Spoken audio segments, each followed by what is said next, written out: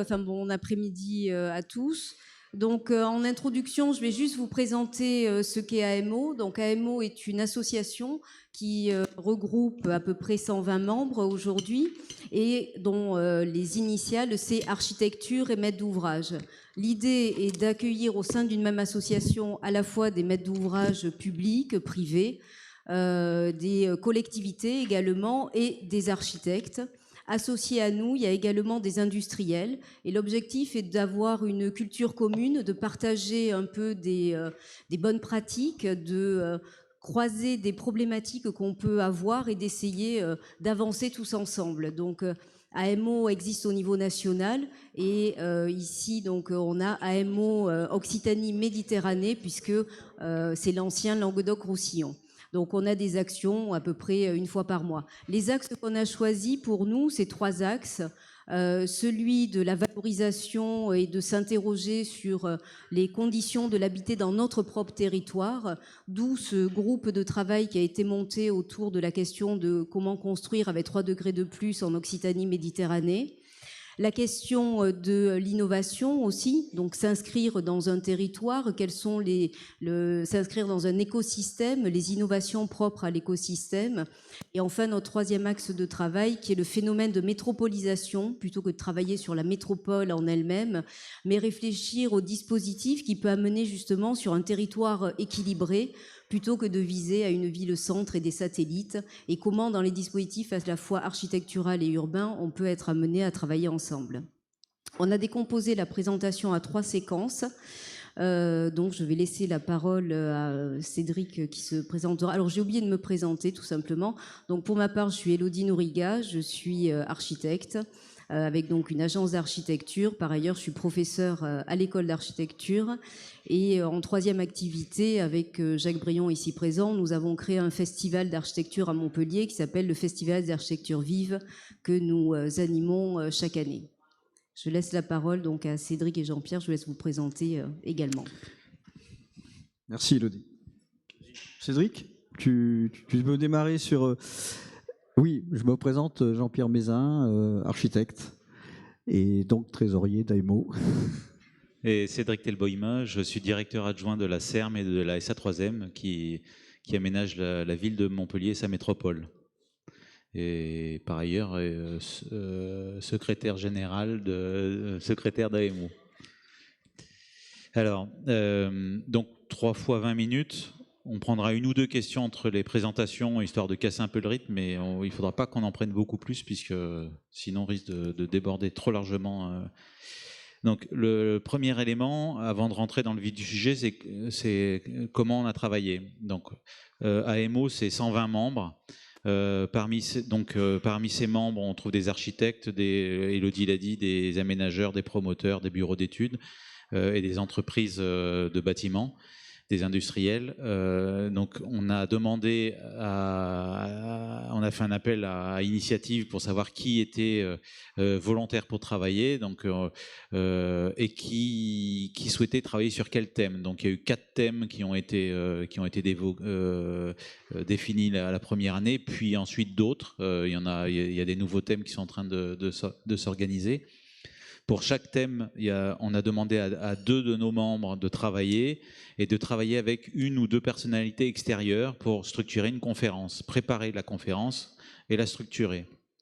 Cette conférence a eu lieu, ces conférences ont eu lieu, environ 40 à 50 personnes étaient présentes à chaque fois, membres d'AMO essentiellement, mais pas uniquement, puisqu'on a un petit peu ouvert l'auditoire, qui était quand même un auditoire essentiellement professionnel.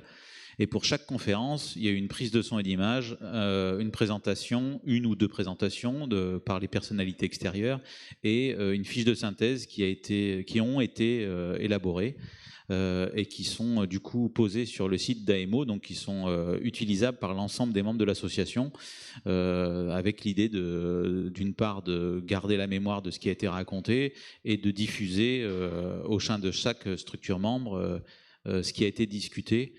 Une conférence était à chaque fois 2 heures à 3 heures avec beaucoup de questions, beaucoup de réponses. Donc c'était important pour nous d'essayer de capitaliser tout ça, quoi.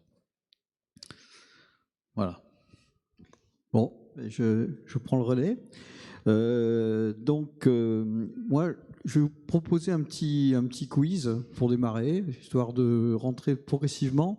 Dans les premières rencontres qu'on a organisées, c'était sur le thème donc, de la météo, ensuite de la santé et des énergies. Alors, donc, les questions qui nous sont venues à l'esprit sont parfois assez simples, vous allez voir, et vous allez peut-être essayer de nous apporter aussi vous-même les réponses. Donc, en parlant de température sur le plan planétaire, quel est l'ordre de grandeur de la température, enfin l'augmentation de température entre Louis XIV, 1750 environ, et nos jours? Donc, ça fait 2 siècles et demi. Est-ce que c'est 0,1 degré? Est-ce que c'est 1 degré? Est-ce que c'est 10 degrés? Est-ce que vous avez une idée? Est-ce qu'il y en a qui ont une réponse là-dessus?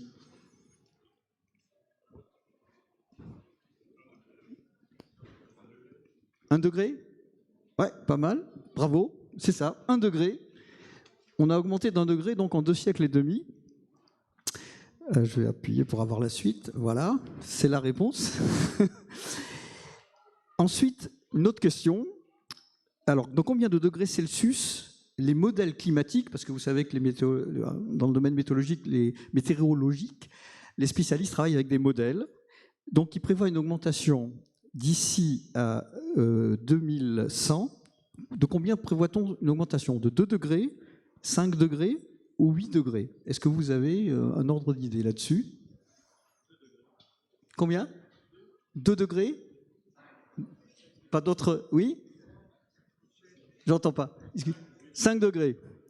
Eh bien, donc, en effet, il me manque...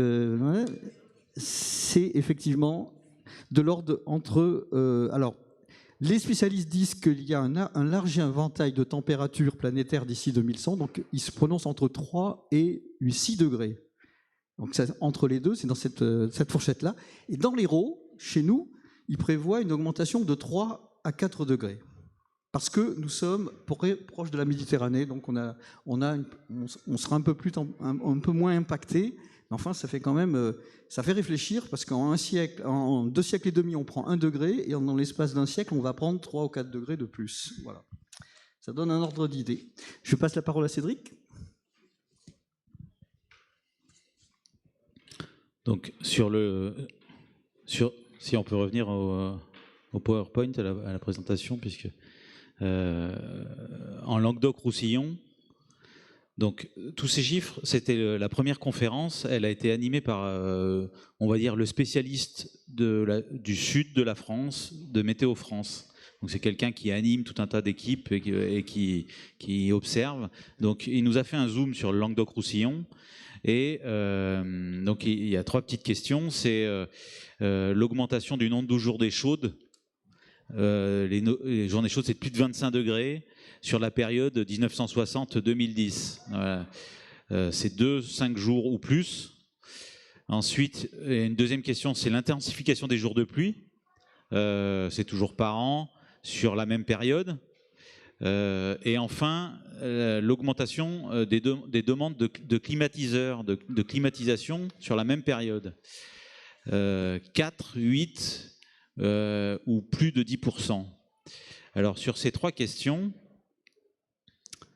on a Météo France qui nous dit sur 50 ans, sur les 50 dernières années, on a plus 30 jours qui sont considérés comme chauds. Ça fait, pour chaque 10 ans, on a 6 à 7 jours par an en plus de jours chauds. Sur la question de la pluie, il nous a dit que c'était quand même très... Bizarrement, c'est moins corrélé le phénomène pluvieux que le phénomène de température, mais on était quand même autour de plus 20% de jours de pluie sur le pourtour méditerranéen par an, bien sûr. Ou plutôt pour la période de 1960-2010. Et enfin, il a été constaté une augmentation de demande de climatisation de 11% sur cette même période. Alors concrètement, ça donne quoi en carte? Ça donne ça. Alors, ce qu'il faut comprendre, c'est que il y a environ 50 modèles mathématiques qui tournent sur la planète pour réaliser ce type de carte. Et il y a à peu près 200 équipes de chercheurs différentes, un peu partout sur la planète, qui font tourner les 50 modèles. Donc ça produit énormément de données et que ces simulations sont nécessairement planétaires, puisque ce qui se passe en France influe sur ce qui est en Italie, etc. etc. Et alors le zoom pour le Languedoc-Roussillon, c'est ça. C'est grosso modo, on passe de 25 jours de chaud à plus de 75 jours de chaud sur la partie de l'Hérault. Alors bien sûr, à part ce qui se passe dans les Pyrénées, puisque dans les Pyrénées, on est beaucoup plus haut. Alors ça, c'est pour disons, un certain nombre de simulations. Ce n'est pas toutes les simulations qui montrent ça, mais c'est la majorité des simulations. Donc les cartes sont assez parlantes. Il y a la deuxième carte qui est assez parlante, c'est la température moyenne annuelle. Et cette température moyenne annuelle, elle est comparée à l'écart, elle est comparée à une référence qui est une sorte de moyenne glissante. Et on remarque en fait que tous les ans, on constate une augmentation de la température moyenne par rapport à cette température de référence. Et on constate surtout que depuis les années 85, on n'a plus du tout d'années où la température moyenne est en deçà de la moyenne constatée. Et ça, c'est ce qui est mesuré à l'aéroport. La station météo à Montpellier, elle est à Moguio. Donc ce n'est pas du tout une référence nationale, c'est une référence qui est tout à fait locale. Ah oui, deux, trois autres questions. Alors, sur le site de Météo France, on peut comparer la température annuelle de Montpellier avec toutes les villes, enfin une grande partie des villes de France et de Navarre. Donc, petite question, si on est en Europe, et je suis même allé chercher un peu plus loin, à votre avis, j'ai trouvé 2 villes où on est sur la courbe de température de Montpellier, plus 3 degrés. Qui veut se lancer pour essayer de trouver ces villes? Ville européenne. Hein. Ville, j'en ai une européenne et une maghrébine. Belgrade, non. Tunis, pas loin. Madrid, pas loin. Alors, c'est des plus petites villes. Alors, il y en a une. C'est il y a, je disais Madrid, pas loin, parce que Valencia en Espagne, a 3 degrés de plus que Montpellier, mais uniquement en hiver. Il y a une courbe qui ressemble pas mal à la courbe de Montpellier avec 3 degrés de plus, c'est celle d'Athènes. C'est les courbes qui sont notées ici. Alors, elles sont pas faciles à lire, ces courbes, mais Athènes, c'est les pointillés, et Montpellier, c'est les courbes pleines. Donc, on voit, grosso modo, que... Ah oui, et puis le rouge, c'est les températures maximum, et le bleu, les températures minimum. Donc, on voit qu'il y a une sorte de... À part en février-mars, où les courbes sont à peu près identiques, le reste de l'année, il y a environ 3 degrés de plus. Et il y a une deuxième, donc c'est pas Tunis, c'est Sfax. C'est Sfax un peu plus au sud et un peu moins soumis au climat méditerranéen. Ce Tunis, bizarrement, c'est plus tempéré que Sfax. Voilà, l'influence de la mer permet... Donc là aussi, on a environ 3 degrés de plus, plutôt l'hiver que l'été, on peut le constater, parce que Montpellier est déjà chaud l'été. Il y a... Question suivante. Quel est l'écart de température entre la ville et la campagne? Entre la ville, donc pas l'hypercentre, je ne parle pas de l'Écusson, je parle de la ville de Montpellier au sens large. Vous avez une idée? 2 à 3 degrés, c'est plus que ça. C'est au moins 5 degrés. On le voit, alors il y a la carte de Paris, je n'ai pas trouvé la carte de Montpellier, mais Fabien, je ne sais pas, avec la photogrammétrie, on va pouvoir le deviner. Mais je ne l'avais pas encore, la photogrammétrie à l'époque. Donc ça, c'est un bureau d'études qui nous a fait cette image. Et on voit, quand il fait 29 degrés en campagne, il peut faire jusqu'à 34 degrés en ville. Alors, on ne va pas entrer dans le débat sur qu'est-ce qui explique cette température, mais un peu quand même. On va parler tout à l'heure quand même des îlots de chaleur, qui expliquent en partie ces différences de température. À toi. Donc je reprends un peu le relais après Cédric pour vous parler du volet santé.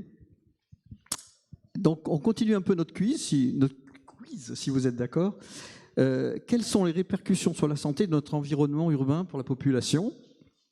Et quels sont les types de maladies infectieuses liées à nos comportements urbains en Languedoc-Roussillon? Ce sont les deux questions qu'on a extraites de la présentation du volet santé avec donc Jean-François Guégan, qui est un chercheur émérite, directeur de recherche à l'IRS de Montpellier, qui est venu nous expliquer un peu tout ça. Et ainsi que donc un éminent responsable de Santé publique France qui travaille au ministère. Donc les répercussions de la santé sur la santé de la population dans notre environnement urbain sont liées au sommeil, à la sédentarité, à l'obésité et aux intoxications.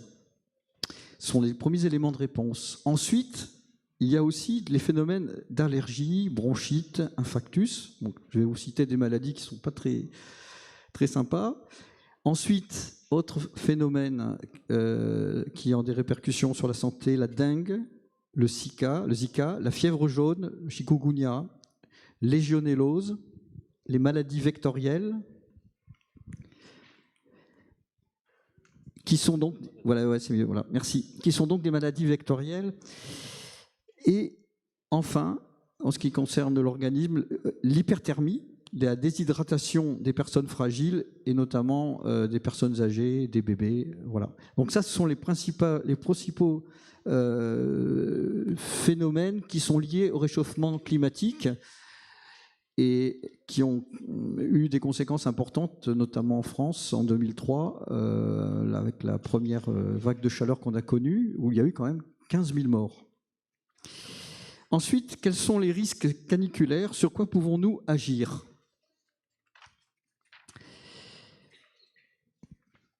Donc,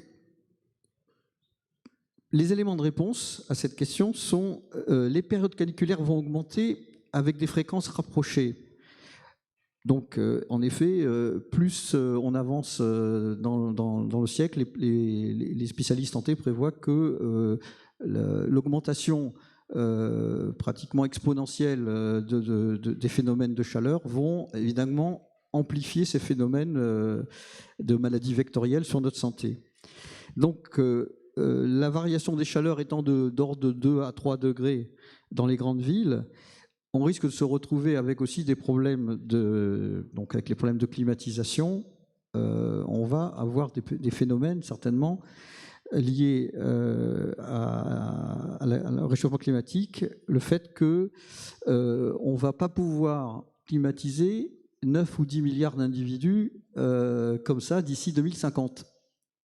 On n'aura pas les ressources énergétiques nécessaires pour le faire. Donc, il va bien falloir trouver des solutions très rapidement pour pouvoir, avec un comportement très différent, notre comportement doit complètement changer par rapport à ces phénomènes-là. Soit on peut trouver une énorme quantité d'énergie pour répondre à cette demande, mais ce n'est pas la solution par rapport au réchauffement de la planète, ou comment se passer de la clim. Voilà. Donc aujourd'hui, on peut dire que le problème de la climatisation est considéré par les scientifiques comme étant le problème numéro 1 sur la planète, parce que dans le classement, il y a un livre qui est sorti qui s'appelle Drawdown, que je vous recommande de lire, qui est lié, donc, qui explique comment on peut lutter contre le réchauffement planétaire. Et donc, il y a 80 grands scientifiques reconnus dans le monde entier ont mis noir sur blanc toutes les solutions qu'on peut mettre en œuvre pour lutter contre ce réchauffement climatique, et dont la première conséquence, c'est la lutte contre les fluides frigorigènes qui représentent 89,74 gigatonnes de CO2. Donc, vous voyez que la climatisation est vraiment au cœur il est lié complètement à ce problème du réchauffement climatique, et c'est ce sur quoi tous les professionnels de l'acte de construire, dont nous faisons partie, essayons aujourd'hui de réfléchir, parce que si on arrive à trouver des solutions, et il y en a, dans ce bouquin on vous en trouverez plein, on va, je pense, dans la bonne direction. Voilà. Donc, peut-être passer, tu peux passer juste après. Voilà. Ah, voilà. Donc, je fais la pub pour le bouquin parce que franchement, je vous recommande ce bouquin qui s'appelle Drawdown. Qu'est-ce que tu dis? Que l'on peut trouver à une bonne librairie qui s'appelle La Cabale, que Fabien connaît bien par ailleurs. Cabale. Voilà. Et donc, vous verrez, c'est très agréable à lire parce que c'est des tout petits chapitres de 3 pages. Et dedans, il y a vraiment un classement de tout ce qui se passe actuellement sur la planète et toutes les solutions qu'on peut apporter à ça. Voilà. Et disent que les scientifiques qui ont fait ce bouquin disent à la fin que si on pouvait appliquer d'ici 2050 toutes les solutions qui sont dans ce bouquin, on arriverait à moins 3 degrés. Donc c'est encourageant quand même. Mais maintenant, il va falloir que l'être humain s'entende quelque peu pour y arriver.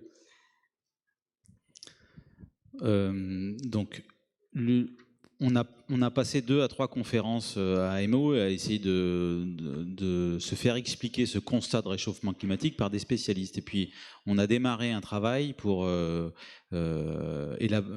faire présenter par d'autres spécialistes des premières solutions qui modifient nos pratiques professionnelles. Donc, sur la question de l'environnement urbain et de la santé, le monsieur de Santé publique France nous expliquait qu'en travaillant sur la végétalisation des espaces publics, sur l'ombrage des façades, ou sur les protections solaires des façades exposées, ou sur la question de la surisolation thermique des bâtiments, on était capable de réduire les effets de l'urbanisation et de l'augmentation de la température sur la santé. De même, pour les ventilations naturelles nocturnes, la couleur des villes, avec l'idée de travailler sur des couleurs claires, de travailler sur des systèmes collectifs de chauffage et de rafraîchissement, et bien sûr de limiter le recours aux énergies fossiles et aux énergies en général.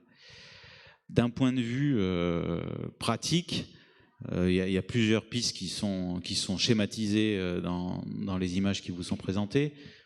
Agir sur la conception des immeubles avec des principes relativement simples, se protéger du soleil en mettant de l'isolation de façon efficace autour de l'immeuble, en mettant des casquettes pour éviter que le soleil tape sur les vitrages et en permettant d'avoir des appartements traversants même quand ils sont petits. Et ça, c'est pas facile parce qu'il y a tout un sujet qui renvoie à l'économie de la construction, aux pratiques professionnelles, au marché immobilier, etc. Donc agir sur la conception des immeubles. Agir également sur la relation entre les arbres, les immeubles et les espaces publics. Les arbres pouvant faire ombrage, les espaces publics devant éviter de créer, de capter la chaleur en journée et de la restituer pendant la nuit.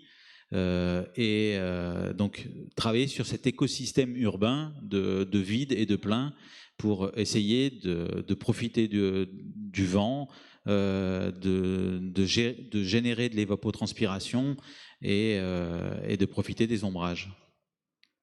Et enfin, agir à l'intérieur de l'appartement avec, par exemple, l'idée de trouver des systèmes beaucoup moins énergivores que la climatisation. On a parlé bien sûr des appartements traversants tout à l'heure, mais aussi tout simplement les brasseurs d'air qu'on connaît tous et qui permettent de diminuer de plus de 3 degrés la température ressentie. Voilà. Qu'est-ce qu'il y a d'autre ? Voilà, c'est la fin de la première présentation. On peut ouvrir, avant de passer à la seconde, à 2 ou 3 questions, mais pas bien plus, pour tenir le... Donc ce qu'on a essayé de faire pendant que les gens réfléchissent à leurs questions, c'est d'essayer de trouver à chaque fois des spécialistes qui soient un peu, qui aient une parole libre, qui soient un peu hors du système, de l'écosystème montpelliérain. Donc le monsieur de Météo France, le bureau d'études ou le monsieur de Santé publique France, c'est des gens qui étaient pas venus gagner des parts de marché ou parce que quand même dans une communauté professionnelle, c'est pas facile de prendre des positions publiquement et je crois que ces différentes conférences nous ont permis au moins d'avoir un socle de culture commune sur cette question de diagnostic du réchauffement climatique et des solutions qui peuvent émerger. Voilà. Toujours pas de questions ? On passe donc à la réflexion sur les îlots de chaleur urbains. Fabien Blasco. Ah, une question, bah, allez-y, attendez, on va vous donner un micro.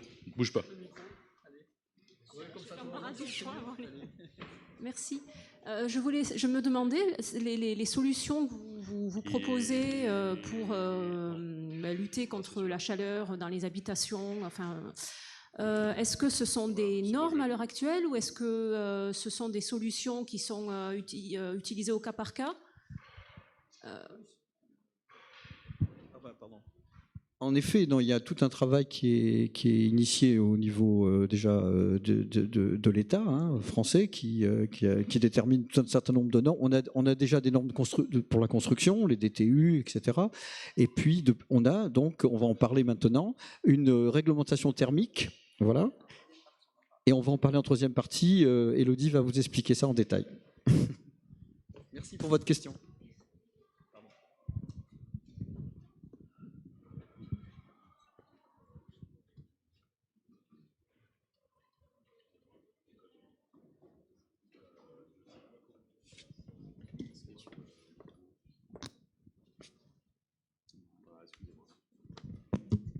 Bonjour, je suis Fabien Blasco, je travaille à Montpellier Méditerranée Métropole et je suis directeur de la direction Innovation, Politique Contractuelle et Système d'Information Géographique.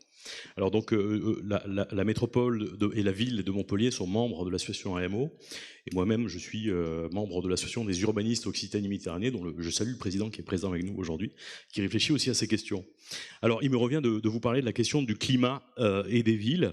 Je vais essayer de restituer un peu les réflexions qui ont été menées dans le cadre de ce groupe de travail qui nous intéresse beaucoup côté métropole, puisque, comme vous le savez, nous réfléchissons actuellement au plan climat, air, énergie territorial dans le cadre de sa révision. Je vous invite, pour ceux qui ont téléchargé l'application Métropolisme, à aller voir toute la partie diagnostic qui est téléchargeable et qui est présente sur ce site, mais également sur le site de la métropole, qui donne des éléments de diagnostic. Je n'ai pas prévu de les présenter ici parce que ça allait prendre trop de temps, mais ça vous aidera un peu à comprendre comment on avance. Et il faut savoir que ce travail est en progression et fera l'objet de décisions dans les mois à venir. Peut-être pour commencer, lorsqu'on parle de la question du climat et des villes, rappelez qu'aujourd'hui, plus de 50% de la population vit dans les villes, c'est 80% dans le monde occidental, donc le fait urbain est significatif. Et dans ces villes, on a la concentration du capital, de l'habitat, du logement, des systèmes de distribution d'eau, des systèmes de déplacement, qui sont fortement corrélés à la question du climat. Précisément, l'îlot de chaleur urbain, il s'explique dans les milieux urbains par la forme urbaine qui affecte en fait la circulation du vent, le fonctionnement de l'humidité, le fonctionnement des brises, des brouillards, et qui le caractérise, et c'est ce qui va nous intéresser. Alors tout à l'heure, Cédric en a parlé, ce phénomène de la mesure du climat, il est très vieux puisque c'est un londonien, Luke Howard, qui l'a modélisé en 1820 dans le cas de Londres, et il a constaté qu'on avait un écart de plus de 10 degrés entre les campagnes et les villes. Donc le phénomène est très, très ancien, très connu, et particulièrement d'acuité pour les grandes villes, avec des effets sur la santé publique, notamment dans les périodes pendant la nuit, en particulier. Alors comment est créé l'îlot de chaleur urbain? Ce petit schéma explicatif que j'ai emprunté à un certain Pigeon, qui est un chercheur. Il y a beaucoup de chercheurs, il y a une communauté de 500 chercheurs qui travaillent sur ces sujets-là.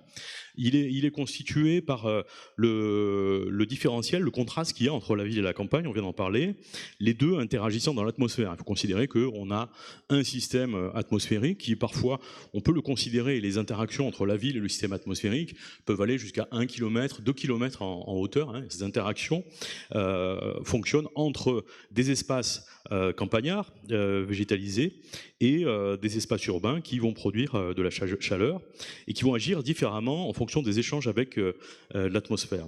Donc en fait, qu'est-ce qui se passe dans la journée ? Dans la campagne, l'essentiel de l'énergie est utilisé par les plantes, la photosynthèse, la fameuse, celle que vous avez appris au collège.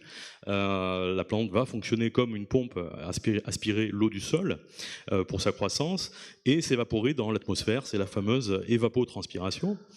Et la plupart de l'énergie restante est utilisée pour chauffer l'air. Mais la végétation et le sol se réchauffent peu. Par contre, dans les villes où on a des surfaces imperméables relativement importantes, les bâtiments vont également chauffer, mais ils vont stocker, ils ont de l'inertie, ils vont stocker cette énergie. Et cet effet de stockage est fortement influencé par la géométrie des villes, la géométrie 3D des villes.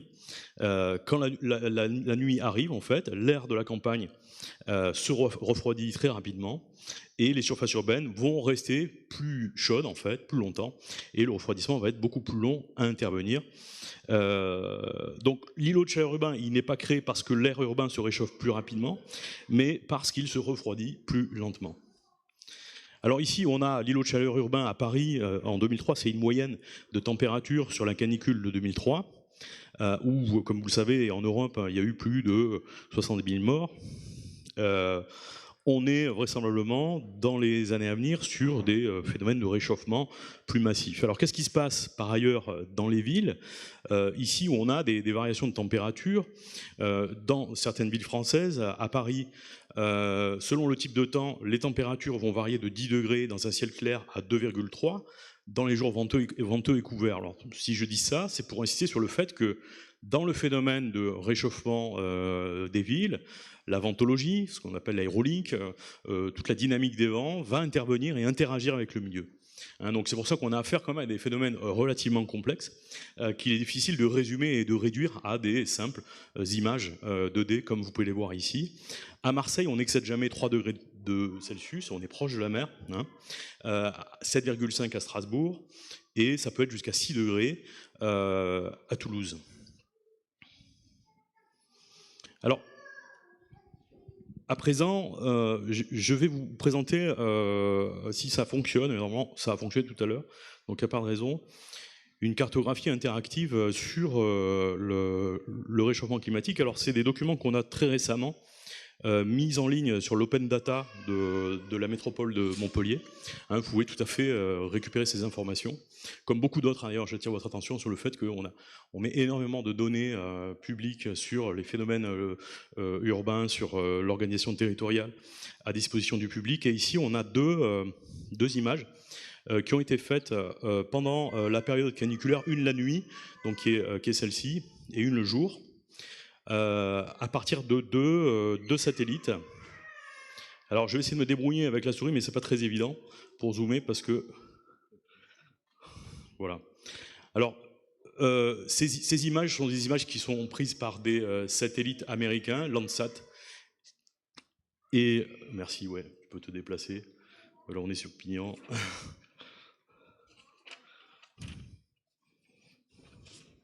Alors il faut savoir qu'aujourd'hui, il n'y a plus de satellites français qui fassent de la thermographie, donc on s'appuie sur ces satellites américains. Merci Donald Trump, parce que les images sont complètement gratuites, je le signale aussi. Si quelqu'un peut tweeter d'ailleurs à Donald Trump pour le remercier, ça lui fera plaisir. Donc cette thermographie, qu'est-ce qu'elle nous dit ? Elle documente en fait à une période donnée, donc là c'est le 22 juillet 2019, donc c'est une période où il a fait très chaud. Elle va donner une information qui est assez limitée quand même. On a ici une résolution de l'ordre de 30 mètres, c'est-à-dire que vous avez des écarts de l'ordre de 30 mètres. Alors qu'est-ce qu'on voit ? C'est que très concrètement sur certains espaces, on va avoir des phénomènes, alors tout ce qui est en rouge, voilà, signifie en fait des gradients de température qui varient à plus 3 ou plus 5 ou 6 degrés. Le gradient est exprimé dans une légende que vous pourrez voir sur l'open data. Alors par exemple ici on a le site Odysseum, donc qui est un centre commercial, donc qui va produire beaucoup de chaleur. C'est la climatisation, c'est les bâtiments qui vont capter cette température. Ici vous avez le polygone. Ici on retrouve les zones industrielles de la métropole, donc près d'Arène, Gare au Sud, la zone industrielle de Salaison, pardon, de Saint-Jean-de-Védas, la Loze. Ici l'échangeur, le péage autoroutier de Saint-Jean-de-Védas, et on voit que ces zones rouges en fait signifient une forte température là où sur les zones plus dégagées, notamment agricoles, ou de lotissement, on a des températures plus faibles. Et qu'est-ce qui se passe la nuit? Et c'est cette information qui nous intéresse beaucoup plus en fait. C'est où va être l'inertie en fait, et où vont être les émetteurs des fortes températures pendant la nuit, qui sont justement ceux qui posent problème, parce que les problèmes de santé finalement ils viennent lorsque le corps n'arrive plus à se reposer, qu'il fait aussi chaud le jour que la nuit. Donc là très concrètement, voilà la zone de péage, donc on est sur une surface imperméabilisée, un péage autoroutier va énormément chauffer. On a certains secteurs qui vont, eux par contre, les zones industrielles, vous voyez, ont vachement baissé en température. C'est lié au fait que les bâtiments qui sont dans ces zones sont des bâtiments à faible inertie thermique. Donc faible inertie veut dire que c'est du métal, donc il va se refroidir relativement vite pendant la nuit. On a éteint les clims et on a ce phénomène qui va s'amoindrir. Voilà. Je vais pas en dire plus parce qu'on va essayer maintenant de rentrer un peu peut-être plus dans le détail, donner surtout des explications, mais je vous invite à vous documenter, à aller regarder ces informations pour mieux comprendre ces phénomènes. On a essayé de mettre un certain nombre d'explications aussi scientifiques, et c'est un travail aussi qu'on va compléter par des analyses un peu plus précises au sol, notamment des stations météo, et puis aussi analyser les phénomènes de vent et d'aérolique, de fonctionnement du système. Alors, je passe très vite là-dessus parce que ça va être trop long. Simplement, ici, on a une coupe, un transect en fait sur le nord-ouest et le sud-ouest de Montpellier, qui permet de voir les écarts. Donc, entre la courbe rouge, vous avez le gradient diurne de jour, et le gradient nocturne, en fait, qui est en noir. Et on voit les écarts, les variations de température entre le jour et la nuit. Donc, ainsi, on retrouve nos zones de jardin. Où le fleuve, le Lez, on retrouve le fleuve, le Lez, qui va être constamment finalement à une température plutôt basse, et des zones industrielles qui vont varier par exemple en température, très chaude la journée et froide le jour. Voilà. Alors c'est quoi les facteurs d'îlots de chaleur urbain? On peut les résumer d'une part par les modes de vie, les activités qu'on va y trouver, les comportements des usagers de ces espaces, la compacité et la densité, au sens de qui va capter l'énergie et avoir de l'inertie thermique va être déterminante. Les activités de services d'industrie, de circulation automobile sont déterminantes. Les technologies qui génèrent la chaleur, le chauffage, la climatisation, l'éclairage. Il faut savoir que la climatisation généralisée, c'est près de 1 degré de plus dans les villes. Donc c'est un vrai sujet d'actualité. La configuration des rues qui forment des canyons, qui peuvent être générateurs aussi de cet îlot de chaleur urbain, l'existence ou pas de places, de parcs et de plans d'eau. C'est un peu des banalités, vous vous en doutiez évidemment, tout ça paraît tomber sous le sens. Le couvert végétal, l'air et l'air pollué, les matériaux, l'albédo, alors tu en as parlé tout à l'heure, mais le pouvoir réfléchissant des murs, des bâtiments et des sols, et la rugosité aussi, si on a des murs lisses, on a beaucoup moins de stockage et d'inertie que si on a des murs rugueux qui vont conserver la température. Évidemment, la météorologie, le régime des précipitations et des modifications. Alors effectivement, avec les projections du GIEC, et vous l'avez dit tout à l'heure, mais on a plusieurs scénarios qui s'offrent à nous, plus ou moins optimistes. Les effets sur les villes vont être indéniables. Ce qui est certain, c'est que le phénomène est systémique. En fait, il y a des interactions complexes entre le climat mondial, le climat régional qui a été décrit tout à l'heure par Cédric, les phénomènes d'urbanisation, d'expansion, d'urbanisme, le bâti, la météorologie urbaine et l'évolution des modes de vie qui vont devenir déterminants en fait dans le processus. Alors que faire parce qu'on est un peu des apporteurs d'annonces inquiétantes.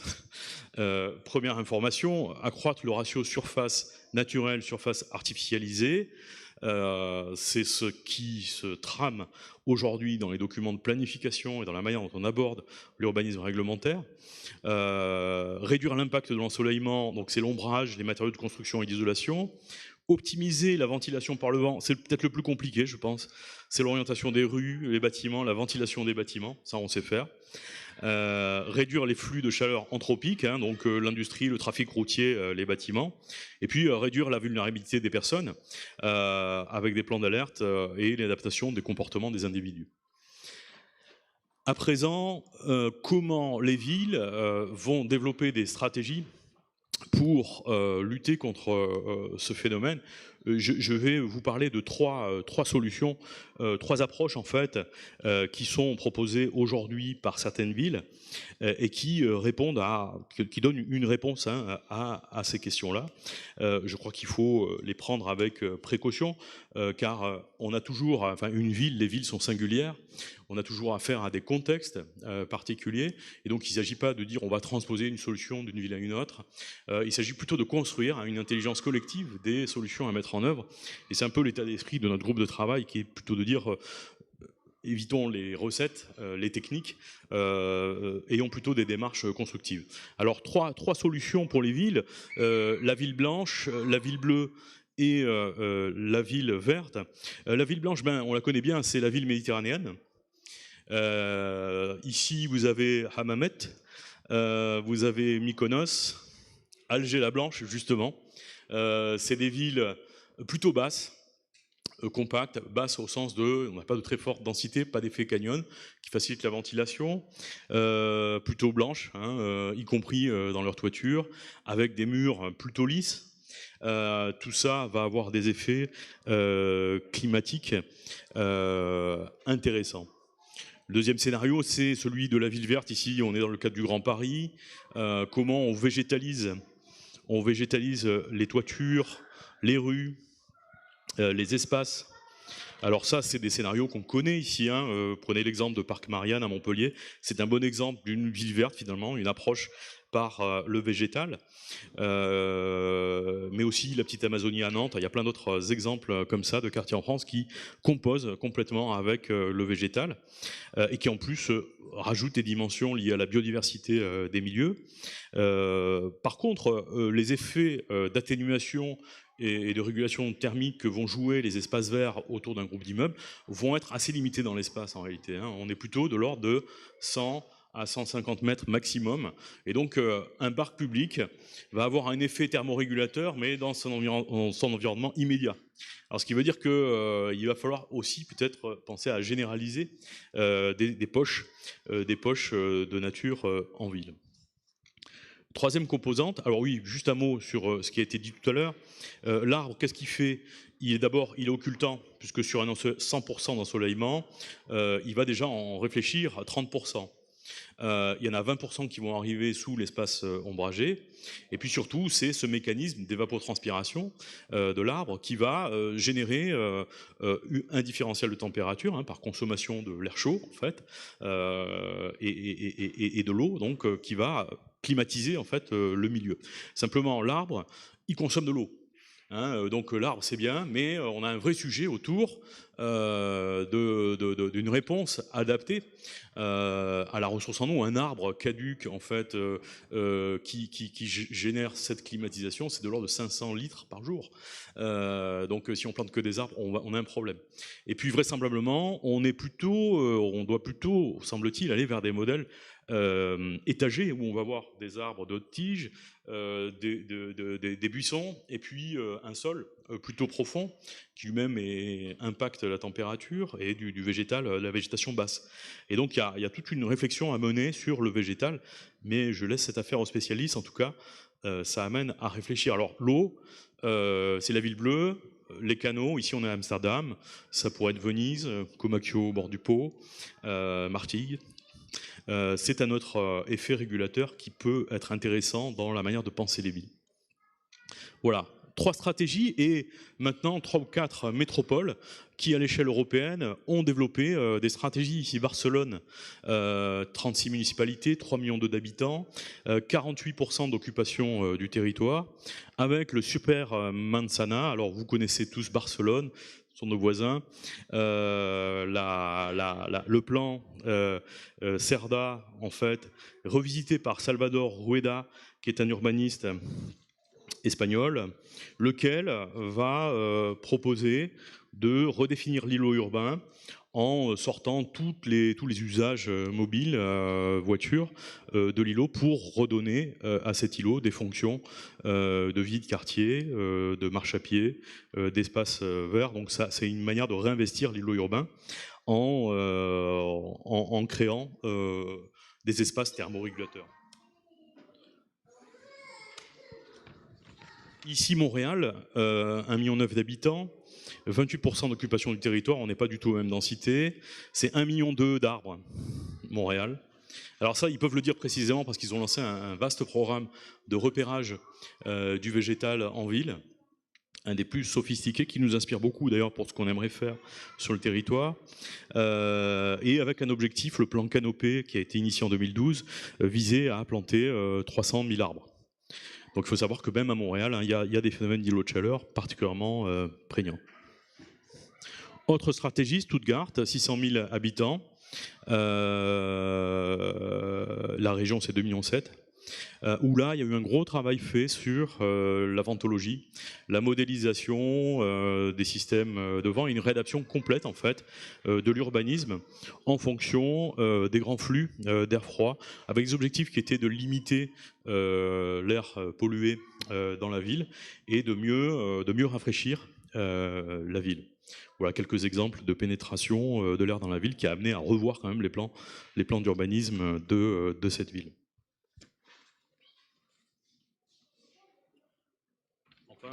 Plus proche de nous, dans le cadre du projet Euromed Marseille, 1,2 million d'habitants, où là, avec le projet Euromed et le projet d'aménagement notamment du ruisseau des Égalades, donc c'est une ancienne zone ferroviaire, donc qui présenter de véritables difficultés, qui présentent des difficultés du point de vue hydraulique et des inondations, où là il y a eu un travail très fin qui a été fait avec Météo France pour caractériser les différents îlots, les dynamiques du vent, les dynamiques de température, et faire une modélisation avec le plan guide qui est ici de François Leclerc, l'urbaniste qui est intervenu aussi sur le territoire de Montpellier Territoire, et qui a proposé donc une composition urbaine apte à gérer ces problématiques à la fois de crue et de température importante. Donc tout ça pour dire qu'il existe des solutions. La difficulté, c'est que le système urbain, les villes se construisent dans la longue durée, 50 ans, 100 ans, un bâtiment est là pour plusieurs siècles. Et donc, il est très compliqué de faire évoluer des trajectoires de développement urbain à l'échelle des villes. Mais dès à présent et dès aujourd'hui, on peut conduire des actions qui amènent à régler, et dans la ville constituée, et dans la ville émergente, des adaptations, une pensée aussi, sur des sujets qui jusqu'alors finalement étaient impensés, mais qu'avec la connaissance, l'amélioration des savoirs, l'organisation des communautés scientifiques, on peut mieux outiller pour l'action publique et l'action des acteurs professionnels. Voilà, merci.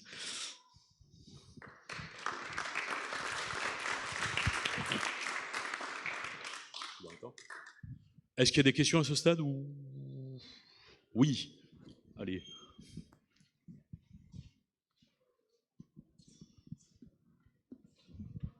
Merci. En fait, j'en aurais des questions, parce qu'on a abordé deux aspects qui sont le bâtiment et l'urbanisme, et j'ai trouvé qu'il y avait quand même des points communs entre les deux sur les causes qui sont apparemment les surfaces noires, beaucoup, que ce soit pour les bâtiments, comme pour les îlots de chaleur que vous avez montré, où c'est indéniable, l'échangeur de Saint-Jean-de-Védas, et à côté la zone industrielle de Saint-Jean-de-Védas, où il y a pareil des parkings partout. Donc, en fait, une question pour les architectes. Comment se fait-il que quand vous parlez de villes blanches, on n'aille pas vers une généralisation et voir une interdiction des façades noires, une généralisation des façades plutôt claires, et plutôt interdire les façades noires? Il y en a certaines, des façades noires qui sont plein sud. Peut-être ne pas toutes les interdire, mais celles qui sont vitrées avec un vitrage noir, c'est pire que tout. Ça fait un chauffage permanent dans le bâtiment. Est-ce qu'on ne pourrait pas, sans interdire les surfaces noires, obliger de mettre des capteurs photovoltaïques sur ces façades sud, par exemple? Et puis pour les urbanistes, eh bien, dans l'aménagement, on voit bien les îlots de chaleur qui sont dus à ces énormes parkings qu'il y a partout. Il y a une tendance qu'on voit pas se généraliser. Est-ce qu'on ne pourrait pas aller vers une généralisation pour que tous les parkings des supermarchés nouvellement implantés, obligatoirement, on leur demande de mettre des ombrières photovoltaïques sur les parkings, pour qu'on oblige également à mettre des capteurs solaires sur ces nouveaux bâtiments? Enfin, il y aurait quelques solutions, mais je pense que la généralisation, on en est très loin.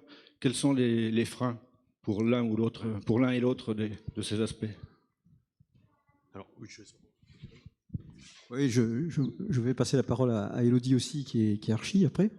Mais puisque vous interrogez les architectes, en ce qui me concerne, effectivement, je souhaiterais plutôt que la tendance aille vers des bâtiments clairs, enfin, ce qu'on appelle l'albédo, c'est-à-dire la réflexion des surfaces vers le ciel, notamment les toitures. C'est sûr que ça serait bien. Maintenant, imposer des solutions, c'est toujours compliqué, parce qu'en fait, un bâtiment, il est unique et il est à une place précise dans la ville. Donc, il faut que ce bâtiment il soit en adéquation avec ce qui se passe autour. Par exemple, il y a aussi un jeu qui existe en ce qui concerne les ombres portées des bâtiments. Dans certains cas, bon, ça ne sert à rien de faire une façade forcément blanche. S'il y a une ombre portée de bâtiment voisin, par exemple, bon, c'est mieux d'aller vers du clair. Mais en même temps, imposer aussi aux villes une couleur systématique, c'est un problème aussi. Donc il faut que chacun trouve, c'est comme les vêtements, hein, il faut que chacun trouve le vêtement qui lui convient, et que dans des zones, et d'ailleurs aujourd'hui ça existe déjà dans les AC, où on définit, les architectes, les urbanistes définissent une tonalité générale, en accord avec les maîtres d'ouvrage qui initient ces quartiers, ces nouveaux quartiers. Donc il faut laisser de la liberté, mais il faut tendre effectivement vers des choses qui soient, en tout cas, les plus efficaces possibles, compte tenu du contexte. Voilà. Oui, mais ceci dit, les habitants d'un bâtiment à côté, un blanc et un noir, bah, ils vont avoir 3-4 différences de température dans des bâtiments qu'ils auront sans doute payé à peu près le même prix au mètre carré. Je pense qu'il faut peut-être aller au-delà de ces aspects purement esthétiques, et qui sont peut-être... Oui. Peut-être à remettre au second plan aujourd'hui, au vu le challenge qui a relevé face au changement climatique. Je vous suis tout à fait. Je veux pas dire par là que bon, on doit faire des bâtiments sans tenir compte de ces contraintes maintenant qui sont prioritaires. Donc il faut aller dans ce sens-là. Mais je dirais qu'il faut raisonner quand même aussi localement. On ne peut pas établir une règle sur l'ensemble de la France ou sur l'ensemble d'une ville, etc., en disant ça sera tout blanc comme ci, comme ça. Parce qu'on sait que ça produit aussi des fois des effets pervers. Donc il faut arriver à doser, mais aller dans le sens de ce qu'on vient de dire. Oui, non, juste sur l'urbanisme, hein, sur les parkings de supermarchés, bah, j'attire votre attention sur le fait qu'on mène à Montpellier, sur les communes de Latte et Pérols, une des plus emblématiques opérations de renouvellement urbain, d'urbanisme commercial. Il n'y en a pas tant que ça, voire pas du tout en Europe, à cette échelle, sur 250 hectares, où on vient recycler des zones de stationnement, de parking autour du tram pour refaire la ville, recréer, renaturer des zones commerciales, notamment la zone du Fenouillet. Vous avez dû voir que ça commence à bouger, mais vous n'imaginez pas encore ce qui va se passer puisqu'on est dans une stratégie de déconstruction des zones commerciales. Donc on peut faire des choses, et c'est intéressant de le faire en plus sur la ville constituée, parce que cette ville extensive constituée, elle devient stratégique, intéressante aux portes des villes pour repenser la ville, et peut-être d'une manière un peu différente. Après, vous avez bien compris que ces questions sont des questions complexes. On ne peut pas avoir des positions radicales, hein, ni sur les couleurs, entièrement d'accord. Il y a des questions d'esthétique aussi qu'il ne faut pas négliger, artistique, je suis entièrement d'accord. Et je crois que c'est bien le rôle des architectes, hein, de répondre à la singularité des situations, et un projet architectural est toujours un prototype, en fait, en ce sens, parce qu'il est toujours dans un contexte donné, un urbanisme donné, et il doit s'adapter à la singularité de ces situations. Une dernière question. Merci. Vous êtes parti de l'hypothèse donc de 3 degrés, bon, qui est finalement une hypothèse dans la moyenne de ce qu'envisage le GIEC, hein, puisque ça va de 2 à 5, grosso modo. Alors, vous n'avez pas beaucoup parlé de la montée du niveau de la mer, qui pour une ville comme Montpellier est quand même un élément important. Et est-ce que vous ne croyez pas que ça aurait du sens aussi d'imaginer qu'on envisage donc d'une part un repli stratégique pour les zones les plus vulnérables, déplacer l'aéroport, enfin des choses de bon sens, hein, qu'on imagine aisément quand on va sur les littorales, mais également de profiter de cet inconvénient en faisant un avantage pour Montpellier qui pourrait être à la fois une ville blanche en allant dans ce sens-là. Et j'ai bien compris qu'il fallait que ça reste une mosaïque de couleurs et non pas Mykonos. C'est le fruit de l'histoire aussi. On ne va pas transformer Montpellier en Mykonos. Donc à la fois une ville plus blanche, deuxièmement une ville avec une trame verte, une ville verte, mais également qui pourrait être une ville bleue, en bénéficiant finalement de la montée du niveau de la mer, qui pourrait irriguer par des canaux, de plus en plus d'ailleurs marins que d'eau douce d'ailleurs, hein, la ville, et lui donner une sorte d'air, elle ressemblerait un petit peu peut-être à Sète, sans aller jusqu'à Venise.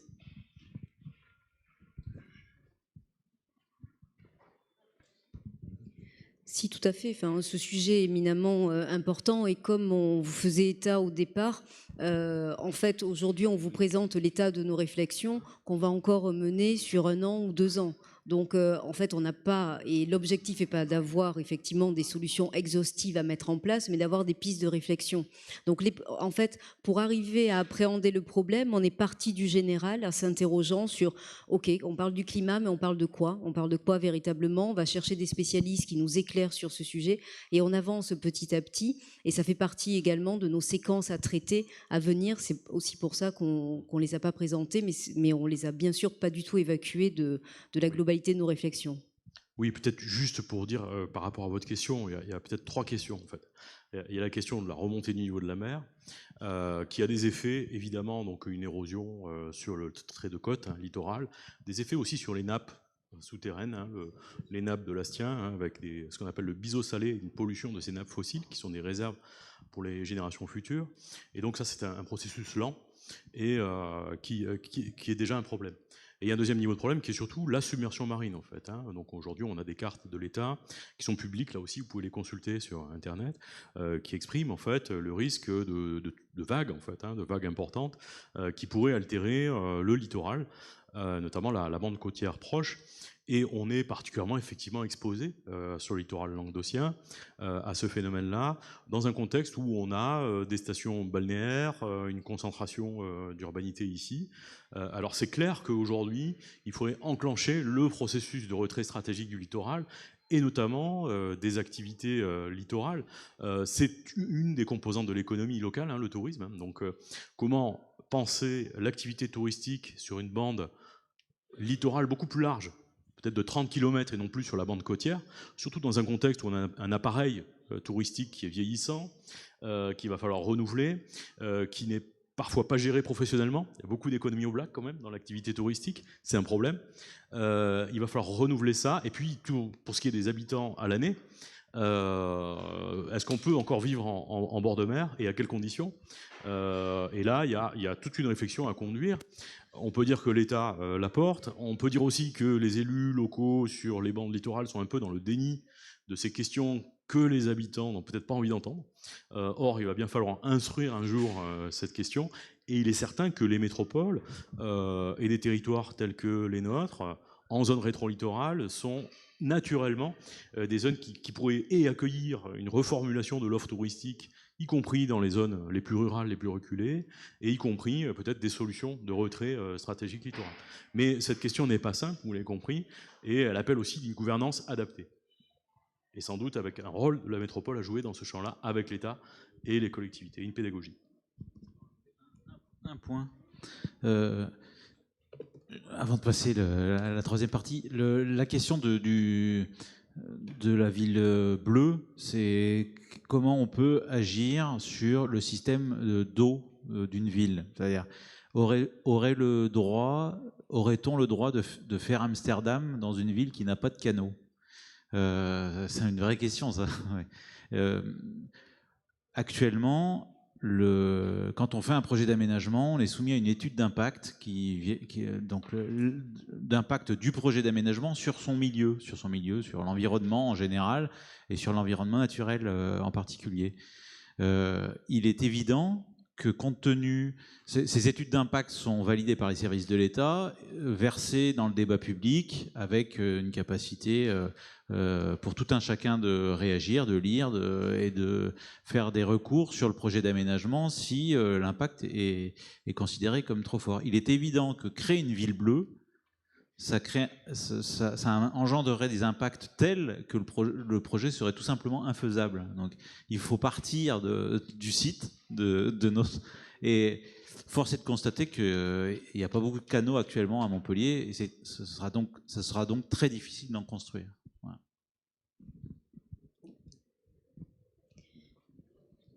Mais néanmoins, la montée des eaux est effectivement un sujet dont on va se préoccuper.